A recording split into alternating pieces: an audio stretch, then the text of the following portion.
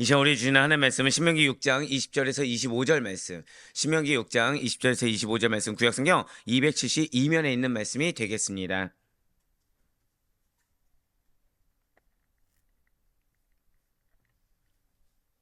네, 우리 신명기 6장 20절에서 25절 말씀, 구약성경 272면에 있는 말씀. 자, 우리 한 절씩 교독하시고 마지막 25절 말씀은 한 목소리 합독하도록 하겠습니다. 제가 먼저 20절 말씀 읽겠습니다. 후일에 내 아들이 내게 묻기를 우리 하나님 여호와께서 명령하신 증거와 규례와 법도가 무슨 뜻이냐 하거든.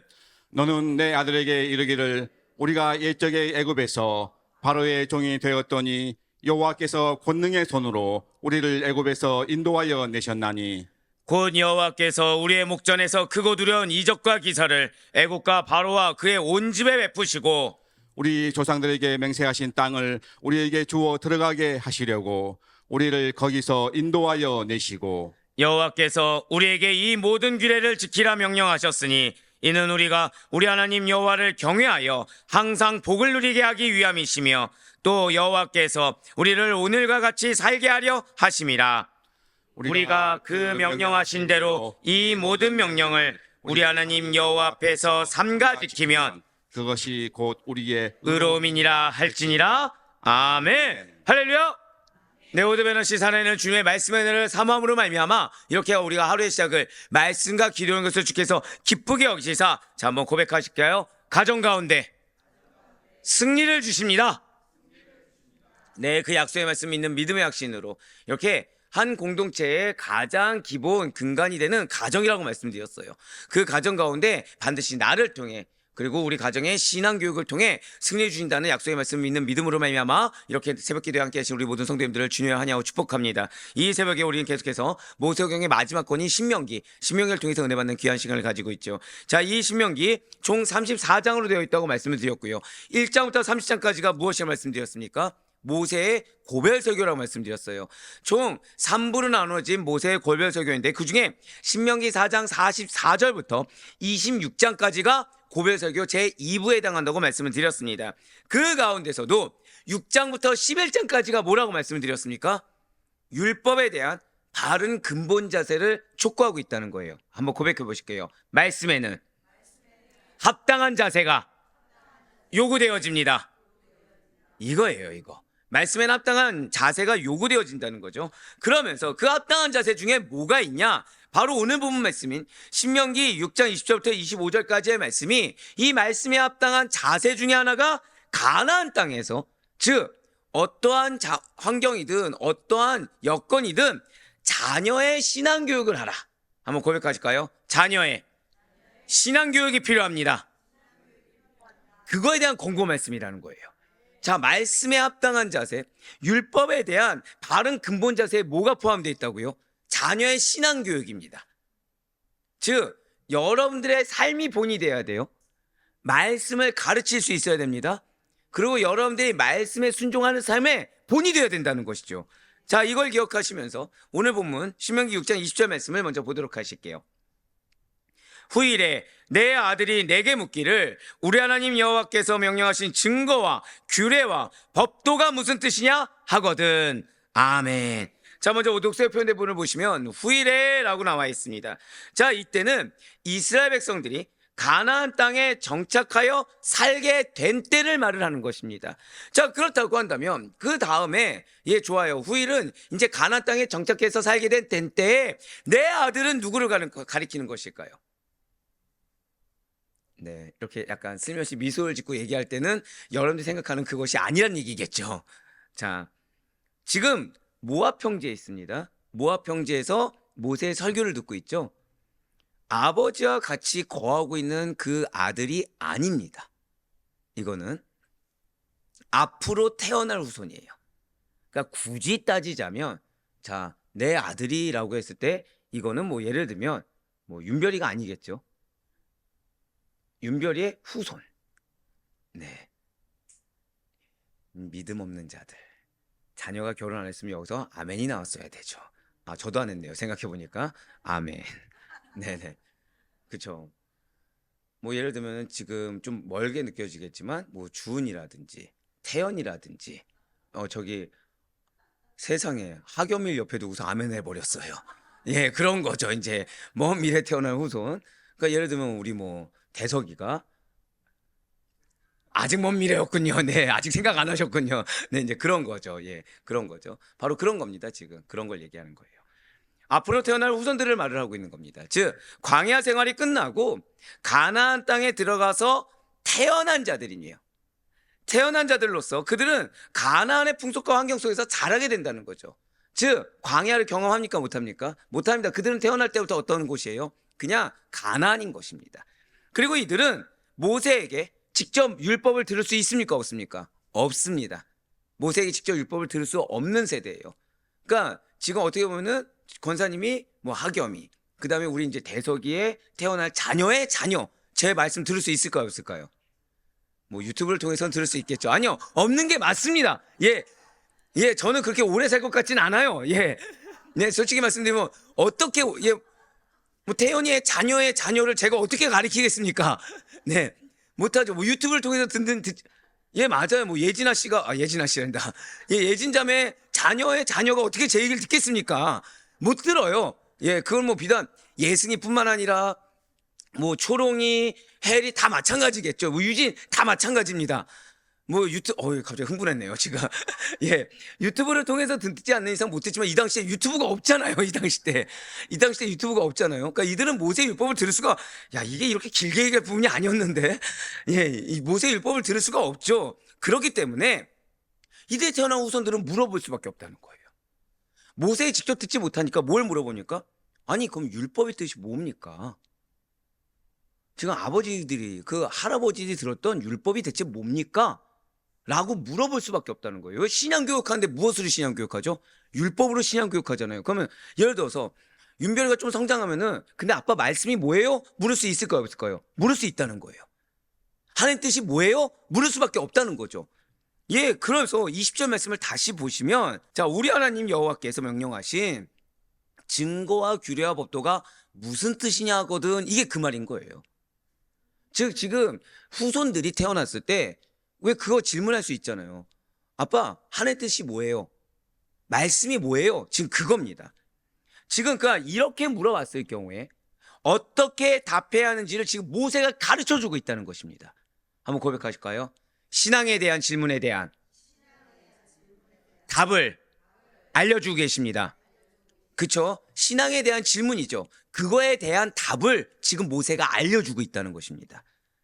지금 모세는 이스라엘 백성들에게 이 율법이, 이 말씀이 하나님으로부터 이스라엘 백성들에게 어떻게 주어지게 되었는지, 또한 구체적으로 법도와 규례는 무엇인지에 대해서 고백하실게요. 소상하게, 예, 소상하게 알려줘야 돼요. 사랑하는 성도 여러분들, 하나 여쭤볼게요. 어제 우리는 성찬에 대해서 들었습니다. 근데 보통 성찬에서 들었을 때 보혈에 대해서 이렇게 자세히 설명한 거 들으신 적 있으십니까? 성찬에 대해서 이렇게 자세히 설명 안 하죠. 근데 아셔야 된다는 거예요. 여러분들 말씀을 아셔야 됩니다. 그것도 깊이 있게 아셔야 되고요. 폭넓게 아셔야 되고요. 말씀이 무엇을 의미하는지. 게다가 우린 지난주 목요일 한번 경험해 보셨죠. 동일한 본문인데 다르게 말씀, 즉 충분히 묵상해서 그 가운데 말씀이 계시하고자 하는 것을 여러분들은 꼭 잘 아셔야 됩니다. 왜요? 고백하실게요. 나에게는 전해야 할 사명이 있습니다. 바로 그거예요. 바로 그겁니다. 그러니까 지금 현 시대에 굉장히 안타까운 것은 이단이나 또는 불신자들에 대해서 우리는 상대적으로 피하곤 합니다. 왜죠? 그들의 질문을 답할 수가 없으니까. 근데 그래서는 안 돼요. 그래서는 안 됩니다. 여러분들은 알려줄 수 있어야 돼요. 그것도 어떻게 해요? 소상하게 알려줄 수 있어야 됩니다. 그게 지금 모세가 요구하는 바예요. 지금 모세는 너희가 말씀을 받은 자라고 한다면, 너희가 하나님께 택함 받은 백성이라고 한다면 사명이 있다라는 거죠. 그 사명은 이 율법이 하나님부터 어떻게 주어지게 되었는지, 즉 우리의 가정이 하나님의 말씀을 어떻게 해서 받게 됐고 어떻게 해서 구원을 받게 되었는지, 또한 하나님의 원하는 법도는 무엇이고 하나님의 원하는 규례는 무엇인지에 대해서 그냥 말씀에 순종해, 이게 아니라 소상하게 알려줄 수 있어야 된다는 거예요. 예를 들어서 성찬은 무슨 의미이고 이 성찬은 어떻게 해서 주어지게 되었고 여기에서 뭐가 제일 중요했습니까? 피, 피가 중요했고요. 피가 왜 중요해요? 약속이 담겨있기 때문에 중요하다고 그랬습니다. 또한 제한성이었습니까? 보편성이었습니까? 제한성이라는 거. 이런 거를 말씀해 줄 수 있어야 돼요. 그냥 예수 그리스도의 피, 몸 이걸로 끝나는 게 아니라 그게 우리 삶 가운데 실제가 되도록 여러분들이 전수할 수 있어야 된다는 거죠. 하나님의 신실한 백성이자 여호와 신앙 공동체의 일원으로 신앙 교육을 그들이 잘 받을 수 있도록 도와줄 사명이 부모에게 있다는 거예요. 그렇습니다. 이게 신앙입니다. 신앙은 여러분들의 관념으로 끝나는 것이 아니에요. 신앙은 여러분들의 어떠한 추상으로 끝나는 것이 아닙니다. 예, 맞아요. 믿음은 이해하는 게 아니라 받아들이는 건 맞습니다. 하지만 모호한 건 아니에요. 한 번 더 고백하실까요? 신앙은 삶입니다. 신앙은 실제입니다. 예, 그래서 지난주 금요 새벽 기도회 때 오 목사님 설교 들었을 때 제가 소름 돋은 거예요. 왜죠? 뭐라고 말씀했죠? 신앙은 삶이다. 신앙은 열매다. 아니, 골로새서 말씀하고 지금 신명기 말씀하고 이어지고 있다는 거죠. 왜일까요? 성경이 그걸 요구하고 있기 때문인 것입니다. 그러니 신앙과 생활이 유리된 모습을, 정확히는 신앙과 삶이 불일치한 모습을 본 자녀들은 혼란감에 빠지게 되고 실망에 빠질 수밖에 없다는 거예요. 여러분들 자녀하고 부모하고 부딪히는 경우가 종종 존재합니다. 언제 존재하는지 아십니까? 자녀가 부모에 대해서 실망했을 때입니다. 근데 정확히 언제 실망을 하게 될까요? 내가 원하는 거 안 들어줘서? 나를 이해하지 못해서? 아닙니다. 부모의 이율배반적인 모습을 보았을 때, 부모의 위선적인 모습을 보았을 때입니다. 즉, 부모가 나를 사랑한다고 하는데 말로만 사랑하고 내 욕심 따라 이끈다. 이러면 실망을 줄 수밖에 없겠죠.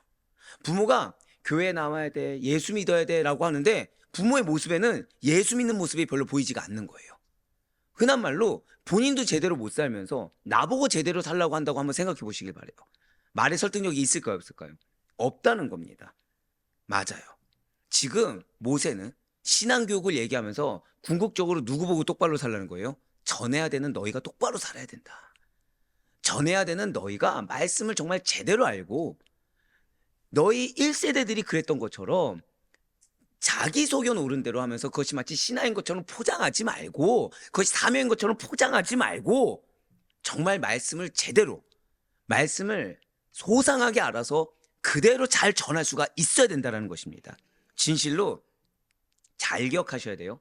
신앙교육이라는 것은 교회와 가정이, 고백하실게요, 함께, 이거예요. 이거 함께 협력해야 됩니다. 함께 협력해서 다음 세대를 믿음으로 세우는 핵심적인 사역입니다. 자, 무엇으로 세운다고요? 믿음으로 세우는 거예요. 조급함으로 세우는 거 아닙니다.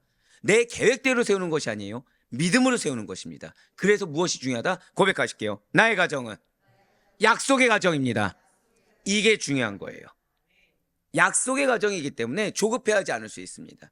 약속의 가정이기 때문에 그 말씀 믿는 믿음으로 이끌어갈 수 있는 것이고, 약속의 가정이기 때문에 하나님의 말씀 믿는 믿음으로 말미암아 교회와 가정이 하나로 협력해서 함께 이끌어 나갈 수가 있다는 거예요. 실제로 최근에는 이 교회에만 의존하던 기존 방식에서 벗어나 가정에서의 역할이 더욱 강조되고 있습니다.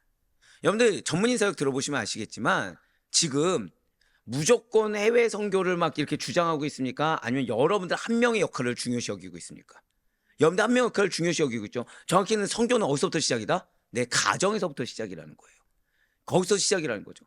즉 선교비 당연히 후원할 수 있어야겠죠. 지금 나가 계신 선교사님들 도와드릴 수 있어야겠죠. 근데 문제는 내 가정이 깨지고 있습니다. 소용이 있습니까? 없습니까?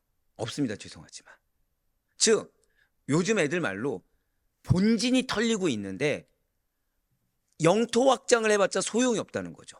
본진이 탄탄해야 됩니다. 그러면서 같이 병행할 수가 있어야 된다는 거예요. 예, 마찬가지입니다. 지금 다음 세대 사역 역시도, 지금 선교가 그렇게 하고 있죠. 다음 세대 사역 역시도 가정에서의 역할이 더욱 강조되고 있다는 거예요. 그런데 이것은 비단 시대의 흐름에 따라 변화된 게 아닙니다. 사실은 원래 하나님은 그렇게 강조하셨어요. 초대교회 때부터 지금 구약의 유대 사회에서부터 원래 그렇게 강조하셨습니다. 우리 한번 더 고백하실까요? 나의 가정이 정말 중요합니다. 예, 맞습니다. 나의 가정이 중요해요. 거기서도 시작입니다. 우리 교회는 부흥해야 합니다. 우리 교회는 성장해야 됩니다.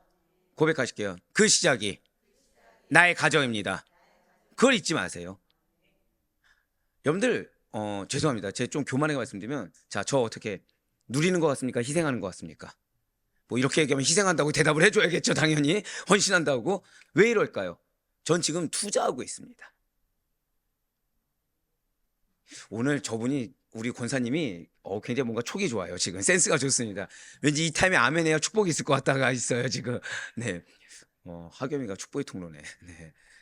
자, 무엇을 투자하고 있죠? 교회를 위한 투자를 하고 있습니다. 저는.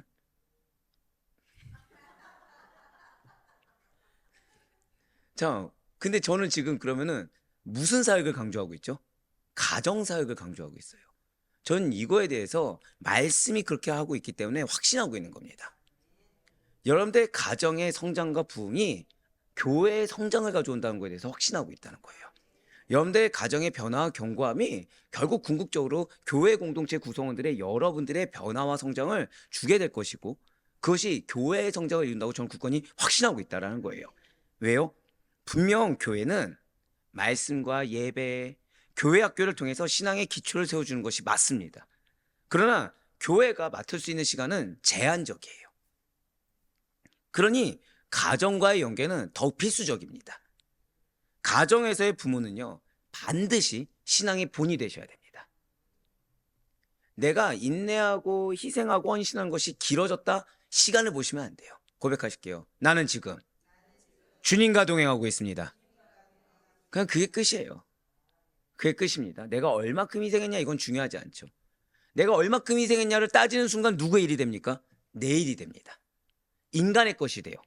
그러니까 기껏 주님하고의 오랜 시간을 잘 싸운 것을 내 감정 하나 내 말 한마디로 뭘로 전락시킨 거예요? 세상의 것으로 전락시키게 되는 겁니다. 아니에요. 그러면 안 돼요.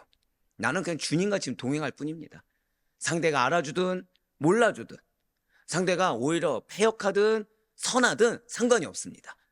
난 그냥 지금 주님과의 시간을 동행하면서 나에게 맡겨진 사명을 감당할 뿐이라는 거죠. 예, 맞습니다. 그냥 신앙의 본이 되는 거예요. 하나님 보시기에 신앙에 합당한 모습만을 보여주면 되는 것입니다. 부모가 먼저 하나님을 먼저 사랑하고 부모가 먼저 말씀을 삶 속에서 실천하는 모습을 보일 때 자녀들은 자연스럽게 신앙을 받아들이게 됩니다. 자, 예를 들어서 부모가 계란말이를 좋아해요. 그러면 그 자녀는 부모를 생각하면 뭘 생각할까요? 계란말이를 생각하게 됩니다. 우리 목사님 계란말이 좋아하나 생각하지 마세요. 전 밀가루를 좋아합니다. 네. 저는 그리고 이미 아시겠지만 커피를 좋아하죠. 근데 금식 때 뭘 좋아하기 시작했다고요? 예, 이렇게 인식하게 되는 거예요. 이렇게 인식하게 되는 거예요. 자, 근데 한번 생각해 보세요. 제가 앞에서 저는 금식 때마다 수정가가 아니라 말씀을 좋아합니다 하면 여러분들 뭐 인식할까요? 제가 죄인이었네요. 생각해 보니까. 네. 수정가가 아니라 말씀이라 했었어야 되는데 이런 겁니다, 여러분. 자, 보세요. 작은 거 하나에서 지금 말씀이 개입할 수 있는 시기에 저는 무엇으로 변질시켜 버렸죠? 수정가로 변질시킨 겁니다. 아, 너무 과대평가한 거 아닙니까? 확대 해석합니까? 아니에요. 작은 거 하나에서 여러분들은 신앙을 심어줄 수 있습니다. 작은 거 하나에서 인식을 그렇게 심어줄 수 있다는 거예요. 어떻게 해요? 자연스럽게. 그러면서 자녀들이 상세하게 소상하게 알 수 있도록 여러분들 말 한마디 행동 하나가 너무 중요하다는 거죠. 그래서 매일 혹은 정기적으로 가족이 모여서 짧게라도 기도하고 성경을 읽으며 예배하는 습관을 들여야 하는 것입니다. 가족이 아니라고 하더라도 최소한 자녀가 나를 바라봤을 때 어떤 모습이 기억나야 돼요? 성경 보는 모습, 기도하는 모습. 나한테 할 말 있더라도 꾹 참고 기도하는 엄마의 모습. 또 이 말 했다고 또 내 남편은 이러지 마시고, 예, 기도하는 아빠의 모습. 그거를 자연스럽게 인식시켜야 된다는 거예요. 자, 자녀가 고민을 겪고 있습니다. 자녀가 고민을 겪고 있어요. 여러분들이 들었을 때 어처구니 없는 고민입니다. 속이 답답할 만한 얘 정신 언제 차릴까라는 그런 고민입니다. 자, 어떻게 대화해야 됩니까? 고백하실게요. 현실에 대한 논의 이전에 이걸 기억하셔야 돼요. 여러분들의 입술이 무조건 현실에 대한 논의를 하기 이전에 학업과 친구, 진로, 그 자녀의 고민에 대해서 한 번 더 고백하실까요? 제일 먼저 신앙적인 관점에서 이게 정말 중요합니다. 그러니까 여러분들이 약속을 붙잡아야 되는 이유가 또 이 신앙적인 관점으로 또 다가가잖아요. 그러니까 너가 교회를 나와야지. 그러니까 기도해야지. 이렇게 또 천편일률적인 대답을 합니다. 그게 아니라 약속을 붙들게 된다고 한다면 지금 하나님이 내 자녀에게 어떤 영적 상태를 원하시는지, 지금 하나님께서 내 자녀에게 자녀의 비전 가운데 어떤 길을 걷게 하시는지 부모가 먼저 알 수 있어야 된다는 거예요. 그걸 모르면 나는 무엇부터 해야 된다고요? 약속을 먼저 붙들어야 됩니다. 그걸 못하면 무엇부터 해야 됩니까? 이 약속에 대한 확신을 가지고 기도로 먼저 내가 무장될 수 있어야 됩니다. 그래서 자녀가 인간적이고 세상적인 얘기했을 때 나는 그것을 무엇으로 받아들일 수 있을 정도로, 영적으로 받아들일 수 있을 정도로, 신앙적으로 받아들일 수 있을 정도로 한 번 더 고백하실게요. 내가 먼저 무장되어야 합니다.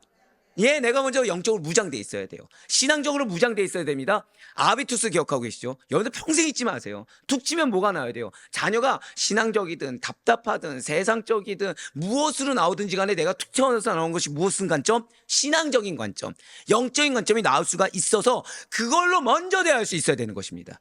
그러면 제 약속 드릴게요. 여러분들이 답답한 얘기하는 게 아니라 먼저 세우게 될 겁니다. 자녀를 인정하게 될 거예요. 자녀를 세워주게 될 것입니다. 아멘. 아무도 안 나오네요. 예, 감사해요. 뭐 뒤라도 아멘 하셔야죠. 왜? 나는 지금 자녀를 무엇으로 보기 시작했어요? 약속의 자녀로 보기 시작했거든요.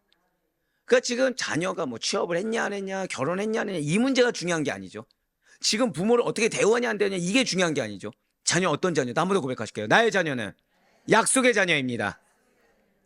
그러니 지금 자녀에 대해서 하나님의 비전이 먼저 보이게 되는 겁니다. 자녀에 대해서 하나님의 섭리가 보이게 되고 하나님의 계획이 보이게 되는 겁니다. 그러니까 답답함이 들기 전에 제일 먼저 뭐가 떠오르게 되는 거죠? 소중함이 먼저 떠오르게 된다는 거예요. 기대감이 먼저 떠오르게 되는 겁니다. 그러니까 세워주게 되겠죠. 근데 무의미하게 수박 겉핥기로 아니요. 진중하게 세워지게 되는 겁니다. 자녀가 감동을 받을 정도로. 그리고 그 다음에서 기도와 말씀으로 문제를 함께 먼저 나누는 것이 중요하다는 거예요. 먼저 하나님께 같이 맡기는 모습.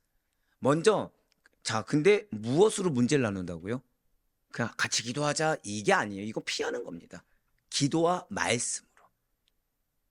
그러니까 여러분들 말씀을 정말 깊게 잘 아셔야 됩니다. 여러분들 죄송하지만 부모는 가급적이면 많은 말씀을 먹을 수 있어야 돼요. 왜죠? 그래야 자녀의 상황이 항상 천편일률적으로 펼쳐집니까? 아니면 늘 항상 다릅니까? 늘 항상 다르죠. 그때마다 시의적절하게 말씀을 어떻게 하실 수가 있을까요? 내가 말씀 하나 먹었어요. 그 하나를 매번 적용시킬 겁니까? 아니죠. 그래서 말씀을 충만하게 먹으셔야 돼요. 말씀을 깊이 있게 먹어서 자녀가 무슨 얘기했을 때 그래서 하나님이 나에게 이 말씀 듣게 하셨구나. 이게 딱 떠오를 수 있을 정도가 되셔야 됩니다. 그렇지 않다고 한다면 죄송하지만 나 아직 신앙의 부모로서 자격 미달입니다. 그렇지만 지금 주님께서는 여러분들의 가정에 승리를 주길 원하십니다. 그래서 지금 뭐라고 말씀하신 거예요? 여러분들의 자녀가 여러분들 생각하는 것처럼 걱정거리가 아니라는 거예요. 염려거리가 아니라는 것입니다. 여러분들 통해서 신앙교육이 제대로 펼쳐지게 될 거라는 거예요. 그리고 반드시 여러분의 가정이 승리하게 될 거라는 것입니다. 그래서 누가 중요하다? 고백하실게요. 내가 정말 중요합니다. 예, 내가 중요하다고 해서 내 의가 올라가는 것이 아니라 여러분들이 말씀을 정말 많이 먹으셔야 돼요. 여러분들이 아비투스가 말씀이 툭툭 나올 수 있을 정도로 인간적인 것이 나오는 것이 아니라, 그래서 자녀의 어떤 문제 앞에 판단 이전에 자녀를 세워주고 자녀를 보듬어주고 그 가운데 말씀과 기도를 같이 문제를 나누는 거, 그 다음의 현실입니다. 진실로 신앙은 반드시 일상의 삶과 연결되어야 됩니다. 그리고 부모와 자녀가 함께 고민을 나누고, 한 번 더 고백하실게요. 하나님의 시선으로 해석하는 훈련이 필요해요. 즉 여러분들이 먼저 훈련되어져야 돼요. 내가 지금 하나의 시선으로 바라볼 수가 없는데 어떻게 자녀, 솔직히 말씀드릴까요? 다른 사람의 그 문제를 하나님의 시선으로 해석할 수가 있겠습니까? 그러니까 내가 먼저 하나님의 시선으로 바라보는 훈련이 돼야 됩니다. 제가 여러분들한테 일을 가급적 안 맡깁니다. 왜죠? 왜일까요? 일을 하잖아요. 봉사가 우선되잖아요. 그 하나님의 시선으로 기가 막히게 보는 눈부터 가립니다. 인간적인 힘, 인간적인 시선, 인간적인 노력을 자꾸만 그게 더 익숙하게 올라오게 돼요. 하지만 중직자는요, 제일 먼저 내가 하나님의 시선으로 바라볼 수 있는 거, 영적으로 분별할 수 있는 거, 그러니까 툭 치면 나올 수 있을 정도가 신앙적이어야 되고 영적인 게 나올 수 있는 거. 이게 정말 죄송하지만 승패의 당락을 좌우합니다. 그러니까 여러분들의 가정의 성공은 어디에 달려 있어요? 여러분들의 아비투스에 달려 있어요. 우리 교회의 당락은 어디에 달려 있습니까?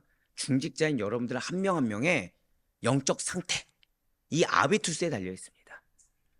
신앙은 반드시 여러분들의 삶으로 열매 맺을 수 있어야 돼요. 이처럼 교회와 가정의 영적 파트너십을 통해서 자녀의 신앙이 일상의 삶에서 자연스럽게 체득되고 실현되게 해야 하는 것이 성도로서 부모된 자들로서 마땅히 행할 바인 것입니다. 특히 세속적인 가치관이 범람하고 있어요. 죄송하지만 교회에도 자유주의, 인본주의, 물질만능주의, 세속주의가 자연스럽게 들어오는 이 환경 속에서 살아가고 있는 우리 자녀들이 하나님의 뜻을 바로 깨닫고 신앙적인 가치관을 가지도록 부모님들이 먼저 부단히 노력해야 된다는 사실을 잊지 마시길 바랍니다. 육신이 힘들 수 있어요. 근데 정말 자녀가 성공하길 바란다. 극복하세요. 죄송하지만. 내가 내 육신이 힘들다고 기도의 시간도 확보하지 않고 말씀을 먹을 시간도 확보하지 않고서 자녀의 축복을 빈다? 이거는 어불성설입니다. 이거 위선자입니다. 죄송하지만. 여러분들 내가 내 할 거 다 하면서 지금 세대가 왜 그런 얘기하죠? 자녀들한테 네가 네 놀 거 다 놓으면서 어떻게 합격할 수 있어? 네가 네 놀 거 다 놓으면서 어떻게 성공할 수 있어? 이런 얘기 합니까? 안 합니까? 하죠. 영적 전쟁도 마찬가지예요. 자, 방금 뭐라 말씀드렸습니까? 영적 전쟁입니다. 자녀가 성공하는 거는 죄송하지만 영적 전쟁의 영역이에요. 내일 나오겠지만 이 영적 전쟁에서 자녀가 승리하려면 최소한 그 뒤에 백그라운드가 돼주는 부모가 영적으로 탄탄해야겠죠. 말씀으로 정말 제대로 무장되어 있어야 되고 하나님의 기쁨이 돼서 하나님께서 천군 천사를 보내기에 부족함이 없어야 되고 그리고 말씀으로 철저하게 무장되어 있어야겠죠. 그래서 자녀가 세상 가운데 실패할 만한 영역마다 뭘 보내줘야 돼요? 말씀의 능력을 보내줘야 되겠죠. 근데 부모인 내가 세상적이에요. 인간적이에요. 육신적입니다. 내 육신이 더 중요하고 내 환경이 더 중요합니다. 뭘로 승리하시게요? 안 된다는 거예요. 주님이 여러분들에게 환경의 극복을 요구하시는 그 상황이 주어질 때가 있습니다. 흔한 말로 여기서 막 치밀어 오르고 흔한 말로 막 조급해지고 실족하거나 영적 번아웃이 올 때가 있습니다. 그때가 승패를 좌우하는 때예요. 그때 극복하셔야 돼요. 그때 극복하셔서 말씀을 먹을 수 있어야 됩니다. 이 말씀이 이제 아마 여러분들 아실 거예요. 교회에서 살라 이 뜻이 아니죠. 여러분들 마음의 우선을 무조건 말씀해 두셔야 됩니다. 마음의 우선을 무조건 예배해 두셔야 되고 기도해 두셔야 됩니다. 항상 드리는 말씀 있잖아요. 마음에서부터 시작한다고. 그러니까 제가 동일한 환경인데 어떤 분들 같은 경우는 예배를 참석 못해도 제가 괜찮다고 얘기합니다. 근데 어떤 분들 같은 경우는 질책을 합니다. 왠지 아십니까? 본인도 모르게 이 입술에서 마음의 중심 뭔지가 탁 튀어나옵니다. 본인도 모르게 진짜로요. 그러니까 아무리 거룩한 걸 얘기해도 이미 이 마음에 돈이 우선인 분들이 있고요. 아무리 겸손하게 얘기해도 이 본인의 마음에 신앙이 우선 분들이 이게 극명하게 나눠집니다. 하나님의 말씀은 진리예요. 마음에 있는 것이 뭘로 나온다고요? 입 밖으로 나오게 돼 있습니다. 성도 여러분들, 마음에서부터 우리 가정의 승패는 하나님께 달려있다는 걸 믿으셔야 돼요. 이걸 믿는 자에 합당하게 내가 정말 중요하다는 거, 내가 영적으로 신앙적으로 중요하다는 것을 몸소 실천하시길 바라겠습니다. 네, 그렇습니다. 이어서 오늘 본문, 그래서 신명기 6장 21절부터 25절까지의 말씀이 바로 부모가 그래서 자녀들에게 뭘 가르쳐야 되는지 가르쳐야 하는 내용이 담겨 있어요. 그 중에 가장 먼저 자녀들에게 가르쳐줘야 하는 내용은 이스라엘 백성들이, 자, 이거 오늘 잘 기억하셔야 됩니다. 신앙교육의 거의 모델이에요. 표본이에요. 그냥 신앙교육 무엇을 해야 되는지.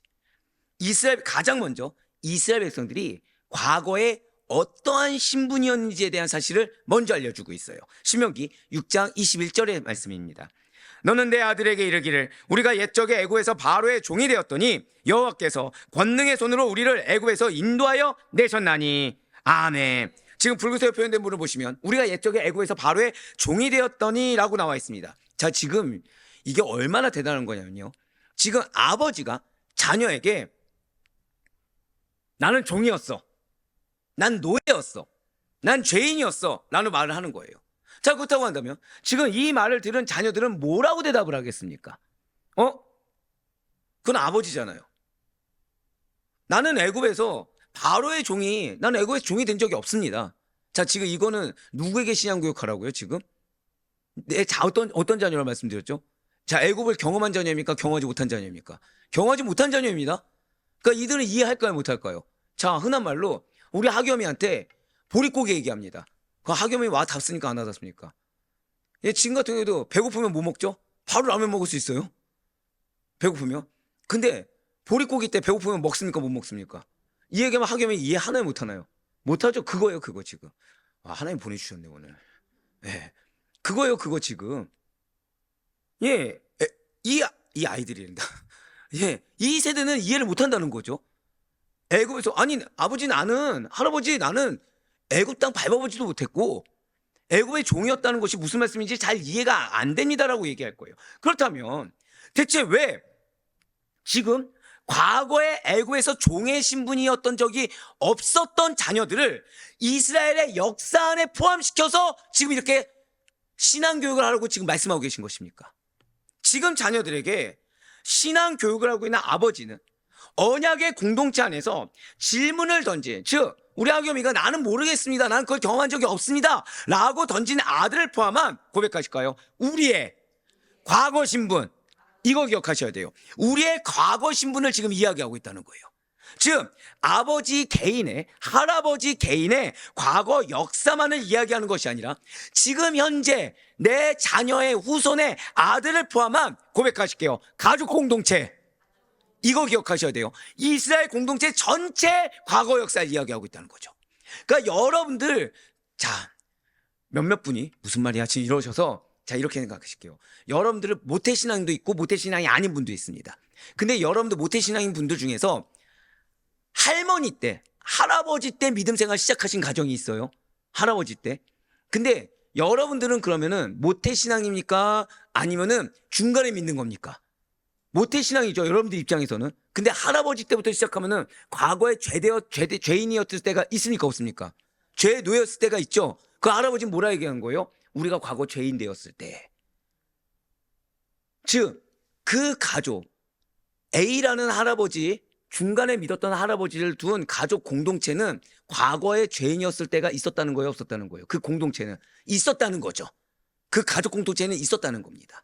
지금 그 얘기예요. 우리나라 과거 역사를 자녀 세대들한테 가르칠 때 한번 더 생각해 보세요. 그럼 자녀 세대는, 자, 지금 저만 해도, 자, 일제시대를 경험했습니까? 못했습니까? 못했죠. 나와는 상관없는 치부하고, 일제시대는 나의 역사는 아니야 라고 할지도 몰라요. 하지만 세상 역사를 가르칠 때도 우리나라 역사 안에 과거의 조상만이 있습니까? 아니면 일제치하의 그 치욕스러운 역사를 소유한 현 동시대 사람들을 포함합니까? 포함하고 있죠. 같이. 왜? 그 역사는 나는 경험하지 않았다고 하더라도 과거에 우리 선조들이 경험했던 그 핏줄을 우리가 이어받았기 때문이죠. 세상의 역사에서도 마찬가지라는 거예요. 왜냐하면 미래 어느 시점에서 바라본 과거의 우리나라 역사 안에는 이미 나 자신도 포함되어 있기 때문이라는 것입니다. 즉 나의 현재가, 잘 기억하세요. 좀 더 이게 이 이상 쉽게 어떻게 설명하지? 나의 현재가 미래 세대에게는 과거가 된다는 거죠. 그러니까 지금 우리 지금 이 시간 있잖아요. 하겸이 자녀에게는 과거가 되겠죠. 지금 그 얘기입니다. 그래서 역사 안에 나 자신을 포함시키고 자녀 세대를 포함시켜서 역사를 포괄적으로 바라보는 시선과 관점이 필요하다는 거예요. 그리고 이것은 그리스도인들이 오늘날, 자, 이게 왜 중요하냐? 오늘날 나의 지금 자녀들에게, 뭐 하은이, 준이가 됐든 예승이가 됐든 예진, 유진이 됐든 태연이가 됐든 우리 경희가 됐든 나의 자녀들을 하나님과 그분의 역사를 가르칠 때 마찬가지로 적용해야 될 부분이라는 거예요. 이게 한 언약 공동체 안에 있는 자녀들에게 죄와 사망의 종이었었던 옛 과거를 가르치면서 그 과거가 비단 저 옛날 이스라엘이나 이런 구약의 과거 다른 사람들이나 부모들에게만 적용되는 것이 아니라 바로 믿음 안에서의 한 언약 공동체 안에 속한 자라고 하면, 한 번 더 고백하실게요. 누구에게나 해당되는 과거입니다. 그걸 깨닫게 해줘야 된다는 거예요. 즉 이거는 남의 얘기가 아니라 너가 우리 가족 공동체, 신앙 공동체 안에 떠간다면 우리의 이야기야. 이걸 먼저 가르쳐 주셔야 된다는 거예요. 여러분들 자녀들의 신앙이 왜 실제가 안 되는지 아십니까? 부모인 내가 이 역사의식이 없어서예요. 신앙의 역사의식이. 즉 과거에 죄인 되었다가 내가 실제가 돼야 되는데 이게 내가 실제가 안 되니까 이거를 전수하는 데 있어서 실제적으로 전수하지 못한다는 거죠.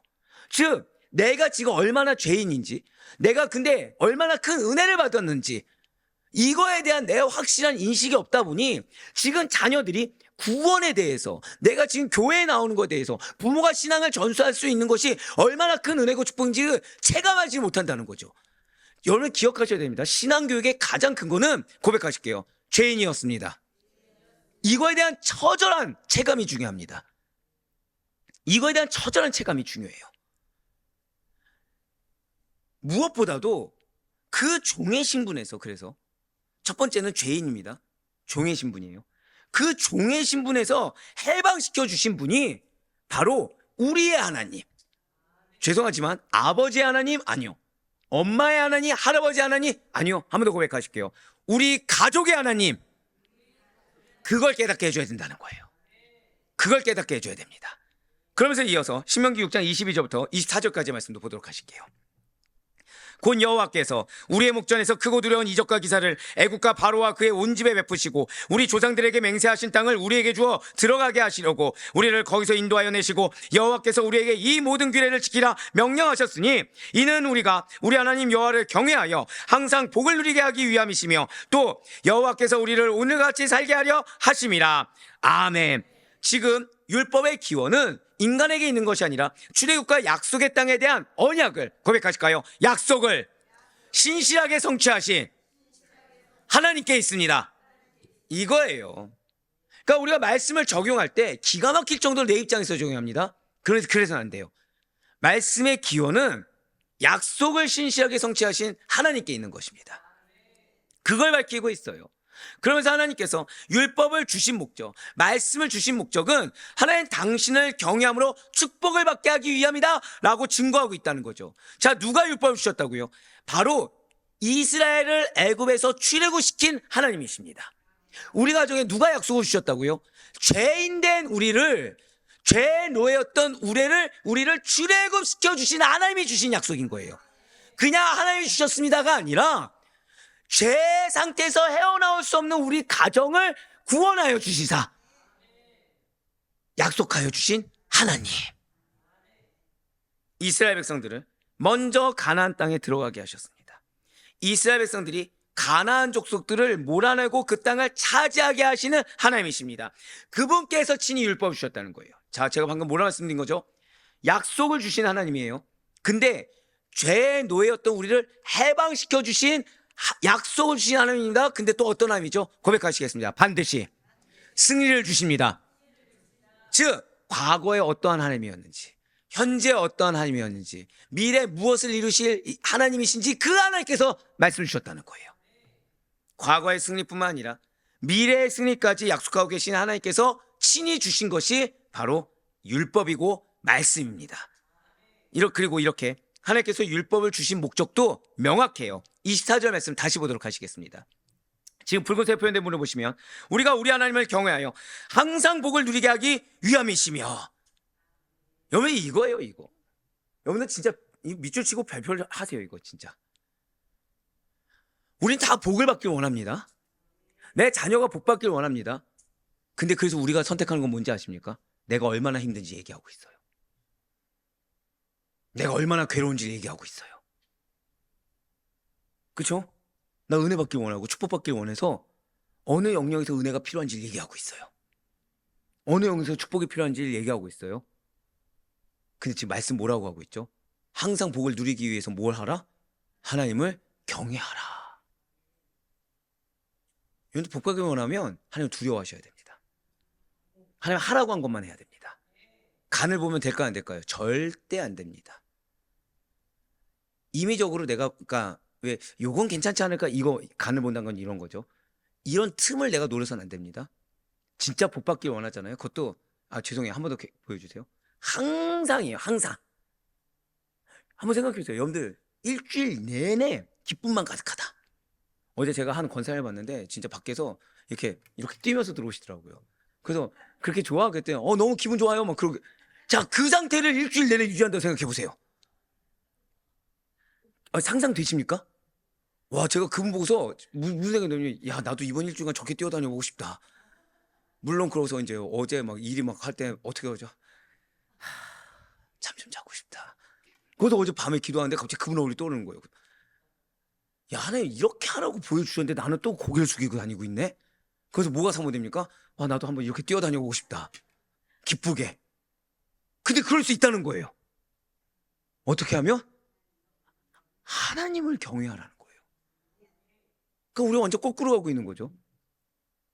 내가 지금 어느 영역에서 축복이 필요한지, 내가 어느 영역에서 은혜가 필요한지, 나 막 위로받고 이거 바라지 말고 제일 먼저 무엇부터 알아? 하나님을 경외하면 내가 바라는 위로는 생각도 안 날 정도로 항상 복을 누리게 하시겠다는 거예요. 하나님을 경외하게 하기 위해서. 그래서 그 결과 모든 날 동안 여러분들의 후손, 여러분들의 가족, 우리의 모든 자들이 항상 기쁘게 살 수 있도록 하기 위함인 것입니다. 진실로 하나님의 백성의 기쁨이라는 것은 막연하게 어쩌다가 우연히 내가 뭐 하면 등가교환식으로 주시는 그런 기쁨이 절대 아닙니다. 율법을 지킴으로써 유지되는, 말씀을 지킴으로써 유지되는, 하나님을 경외한 가운데 주어지는 하나님과의, 고백하실게요, 나는 하나님과 인격적인 관계를 맺었습니다. 그러한 자들만이 받을 수 있는 기쁨이라는 거예요. 자녀가 부모를 경외합니다. 아무도 아멘이 안 나왔네요. 그러면 그 자녀가 하는 말 한마디, 행동 하나가 부모의 마음에 항상 흡족할까요? 아니면 거슬리는 게 있을까요? 항상 흡족하겠죠. 왜요? 항상 경외하니까. 항상 존경하고 항상 부모가 기뻐할 만한 행동만 하니까 무슨 말을 해도 무슨 행동을 해도 다 기쁨이 되겠죠. 그거예요. 여러분. 하나님의 기쁨이 되길 간절히 소망합니다. 내가 이거 하면 기뻐하지 않을까? 이거 다 빼고 정말 하나님 경외하세요. 그냥 하나님 두려워하면 하나님 시키는 거 그냥 하게 됩니다. 자, 어제 설교 저 힘들게 한 거 아시죠? 기쁘다. 몰라주는 게 기쁨이죠. 예. 근데 어제 그러고서 제가 어제 한 권사님하고 밤에 한 10시 넘어서 통화를 했어요. 아직도 안 들어가셨냐고 하셨을 때 마음에 심히 위로를 받았습니다. 근데 그때 10시 반인가? 거의 그때 들어갔거든요. 일하다가 그때 들어갔어요. 근데 고개 숙이고 다닌 거죠.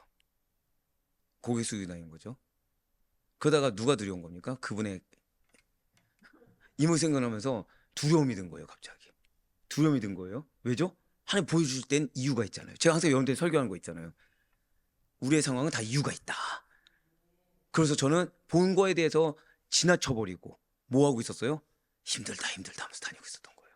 의를 쌓고 있었던 거죠.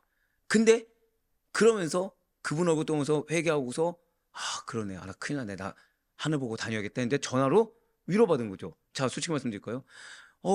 지금까지 일하셔서 어떻게 힘드셔서 이 말이 위로가 될까요? 아니면 마음이 어려워질까요? 위로가 되더라니까요. 네, 솔직히 말씀드릴까요? 불과 몇 주 전만 해도 그와 동일한 말을 들었을 때 그러게 나는 왜 쉬지 못하고 일을 할까? 똑같은 말인데 한 번은 시험이 들고 한 번은 위로를 받았습니다. 차이는 무엇일까요? 고백하실게요. 하나님을 경외해야 합니다. 그거예요. 하나님을 경외해야 됩니다. 진짜 하나님 앞에 서 있으면 똑같은 말, 똑같은 상황이 누군가는 실족이 되지만 누군가는 위로요, 축복이요, 기쁨이 됩니다. 그러면 위로요, 축복이, 기쁨이 되는 자는 하나님 부어주실까요? 안 부어주실까요? 솔직히 말씀드릴까요? 그러고 나서 기도와 말씀을 준비하는데 은혜가 부어주는 거예요. 은혜가. 이렇게 하나님을 경외하고 귀를 지키면 하나님은 뭐라 약속하셨죠? 항상 복을 주시겠다. 하나님의 말씀을 따라 살면 삶의 축복은 반드시 임합니다. 또한 이 율법을 지키는 것이 이스라엘 백성들로 하여금 24절 말씀 다시 한번 더 보시길 바라요. 오늘과 같이 살게 하려 하심이라. 그렇습니다. 하나님의 보호하심과 인도하심 아래에서 안전하고 건강하게 살아가게 하신다는 거예요. 항상입니다. 그것도 사랑하는 성도님들, 하나님의 계명은 결코 무거운 짐이 아니에요. 안전하고 형통한 삶을 약속하신 하나님께서 주신 명령들이 부당하다고 여긴다, 과하다고 여긴다, 힘들다고 여기다는 것은 마치 건강한 음식을 먹으라고 한 부모님께 해로운 음식을 먹겠다고 투정 부리는, 나 편식 좀 해먹겠다고 투정 부리는 아이들의 미숙한 모습과 동일합니다. 정상적인 부모는 자녀를 괴롭히면서 교육하면서 괴롭히려고, 자녀들 잘 안 되라고 교육하며 가르친 것이 결코 아닙니다. 잘 되라고 가르쳐 주신 거겠죠. 하나님 역시 마찬가지예요. 진실 하나님께서는 여러분들 보고 괴로우라고, 힘들라고, 지치라고, 낙심하라고 그것을 즐겨 하신 분이 아니십니다. 하나님은 여러분들을 사랑하십니다. 믿으십니까? 그래서 우리를 위해 자기의 독생자까지 내어주시지 않았습니까? 이러한 사랑의 하나님께서 우리를 괴롭게 하기 위해서 말씀을 주시고 명령을 주신 것이 절대 아니라는 거예요. 그것은 오히려 우리로 하여금, 고백하실게요, 나로 말미암아 복을 주시기 위해, 바로 그거예요. 복을 주시기 위해서, 복을 얻기 위한 방편으로 도저히 가질 수 없는 것을 허락해 주신 것입니다. 그러므로 우리는 나에게 계명을 주신, 나에게 말씀을 허락하신 하나님의 뜻을 정확하게 이해하고 정확하게 받아들일 수 있어야 돼요. 그리고 그 계명을, 그 명령을 다른 사람이 아닌 나에게 주신 것을 감사하는 태도를 가져야 됩니다. 왜요? 나에게 왜 주신 거예요? 나를 특별히 택하신 거거든요. 결과가, 내 눈에 보이는 결과가 중요한 것이 아닙니다. 지금 나에게 주셨다. 지금 내가 하나님과 동행하고 있다. 앞서 말씀드렸죠? 그게 그래서 중요하다는 거예요. 하나님의 계명은, 하나님의 사명은 결코 무거운 짐이 아닙니다. 오히려 나를 위해, 그리고 나의 가족, 나의 후손을 위해 주신 은혜의 통로요, 방편의 사실을 절대 잊지 마시길 바랍니다. 계명의 실천이, 이 말씀의 실천이 나의 인생의 당락을, 우리 가족의 축복의 당락을 좌우한다는 경각심을 가지고 늘 항상 하나님을 경외하며 순종하는 우리가 되시길 간절히 소망합니다. 이제 마지막으로 신명기 6장 25절 말씀을 한번 보도록 하실게요. 자, 지금 붉은색에 표현된 부분을 보시면 의로움이에요. 정확히는 여호와의 율법을 지키는 것이 이스라엘의 의로움이 될 것이라고 증거하고 있다는 거죠. 이를 통해 무엇을 할 수가 있습니까? 나 자신이 소유하게 되는 의로움이라는 것은 내가 혼자 만족하고 이거는 괜찮아, 의를 세우는 나 자신에서 오는 의가 아니라 바로 하나님과의 관계 속에서 하나님의 약속을 지킴으로 주어지는, 자, 드디어 말씀의 순종에서 뭐가 됐습니까? 약속을 지킴으로 주어지는 결과로서의 의인 것입니다. 즉 내가 하나님 앞에 인정받을 수 있는 의라는 것은 약속을 기억하고 그 약속을 지켜나가야 돼요. 이와 같이 오늘 본문인 신명기 6장 21절에 시작한 하나님의 율법이 무엇인지를 물어보는, 말씀이 무엇이냐, 하나님의 뜻이 무엇이냐라는 것을 물어보는 후손에게 주는 아버지의 답변은 결국 무엇입니까? 과거에 우리가 어떠한 존재였는데, 과거에, 미래, 현재, 미래 하나님께서 우리를 어떻게 이끌어 주셨고, 결국 우리에게 하나님께서 주신 율법을 지킴으로 말미암아 하나님과의 온전한 관계를 맺어 의를 이루어야 된다라는 것을 강조함으로 끝을 맺습니다. 신앙교육은 마지막으로 무엇이라고요? 의를 이루라. 사랑하는 우리 성도 여러분들, 오늘날 그리스도인들이 가지는 의로움에 있어서도 마찬가지입니다. 지금 나와 관계를 맺느라, 사람과 관계를 맺느라 하나님과 온전한 관계를 맺지 못한 자가 어떻게 자기를 의롭다 할 수가 있겠습니까? 어떻게 지금 내가 연약해서 죄를 짓고 있지 이런 말을, 망발을 내뱉을 수가 있겠습니까? 예수 그리스도의 보혈의 공로에 덧입은 자인데 빚진 자가 어떻게 연약함과 완악함을 아무렇지 않게 내뱉을 수가 있겠습니까? 빚을 갚아야죠. 범죄한 아담 이후에 태어난 모든 인류는 그 죄의 전과로 인해서 모두 죄인으로 태어날 수밖에 없습니다. 그러나 하나님께서는 그러한 죄의 사슬을 벗고 의인이 될 수 있는 길을 마련해 주셨어요. 그것이 바로 예수 그리스도를 통해서 이루어진 것입니다.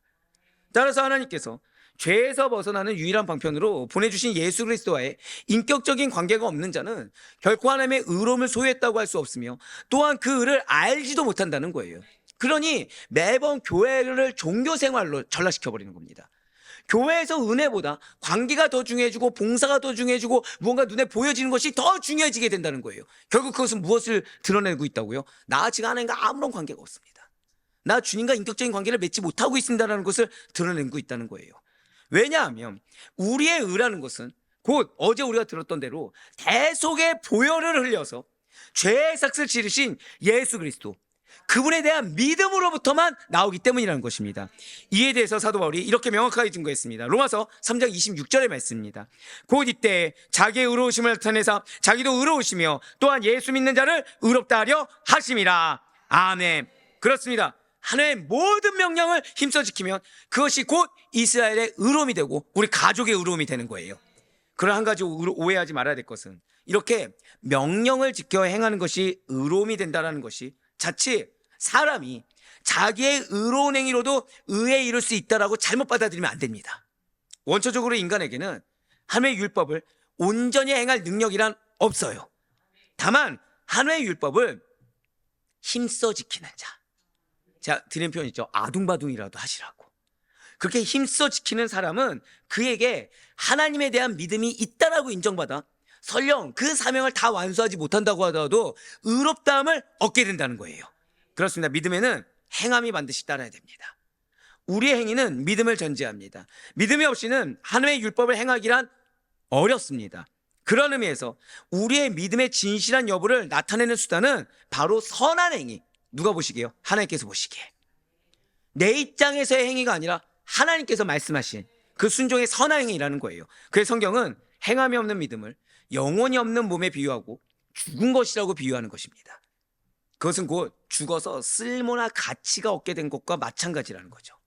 아무리 탁월한 능력을 가진 사람이라도 죽으면 아무 일도 할 수 없고 천상의 목소리를 가진 성악가라고 하여도 죽으면 더 이상 노래를 부르지 못합니다. 행함이 따르지 않는 믿음 역시 마찬가지예요. 그러므로 우리는 기회가 있을 때 지금 내 자녀에게 신앙을 계승할 수 있는 기회가 있을 때 나의 신앙이 행위라는 가장 구체적인 형태로 표현되도록 힘써야 됩니다. 어느 누군가가 그리스도가 내 인생의 주인이다라고 말을 하면서 정작 그분의 뜻과는 정반대의 말, 정반대의 생활한다고 한다면 그는 지금 거짓말을 하고 있는 것입니다. 그래 우리는 속지 않도록 분별해야 되고 나 자신에게도 경각심을 가져야 돼요. 왜요? 나로 인해 내 가족의 당락이 좌우되기 때문인 것입니다. 이제 말씀 맺겠습니다. 오늘 우리 자녀들은 많은 위험이 도사리고 있는 광야를 행지하던 이스라엘과 같은 처지에 있습니다. 자녀들의 인생에 치명적인 영향을 줄 수 있는 악의 요소들이 주변에 너무나도 산적해 있어서 잠시만 방심하게 되면 그들을 쉽사리 잃어버릴 수가 있다는 거예요. 안타깝게도 우리들은 그러한 우리의 자녀들의 영적 상태는 무관심할 때가 많아요. 현실적인 것에서는 관심이 많으면서 하나님은 그 현실적인 무언가를 이루는 요소로서 그러면서 이 종교 생활에서만큼은 또 하나님의 역사해 주기를 바랄 때가 너무나도 많다는 거죠. 그래 자녀의 영성 상태보다 그냥 부서 안에 앉아있으면 만족하는 경우가 많습니다. 자녀의 어떠한 현재 신앙 상태보다 그냥 교회 예배당에 졸면서 앉아있어도 만족할 때가 너무나도 많다는 거예요. 절대 그래서는 안 됩니다. 요즘 젊은이들이 교회를 떠나고 경건 생활을 멀리하는 것 역시도 부모의 영향이 상당히 작용한 결과라는 수많은 리서치 결과들이 나와 있습니다. 감사하게도 하나님께서는 그러한 여러분들의 가정을 유기하지 않으셨어요. 절대로 포기하지 아니하시사 약속의 자녀인 우리가 부모의 위치에서 해야 할 중요한 일은 자녀들에게 신앙을 심겨주는 일. 마지막 고백하실게요. 내가 본이 되어야 합니다. 그걸 말씀하십니다. 우리가 이 일에 힘써야 우리들의 사랑하는 자녀들이 하나님의 약속에 참여할 수 있음을, 그리고 우리가 하나님을 경외해야 항상 복을 누리는 은혜의 권속이 우리의 자녀가 될 수 있음을 잊지 마시길 바라요. 그래 바라옵고 낫기는 자녀의 신앙 교육에 있어서 결코 소홀함이 없는 우리 모든 성도들이 될 수 있기를, 그리하여 예비된 항상 누려야 할 축복을 다 누리면서 온전한 가정의 승리를 이룰 수 있는 우리 모두가 되기를 주님의 간절히 축원합니다.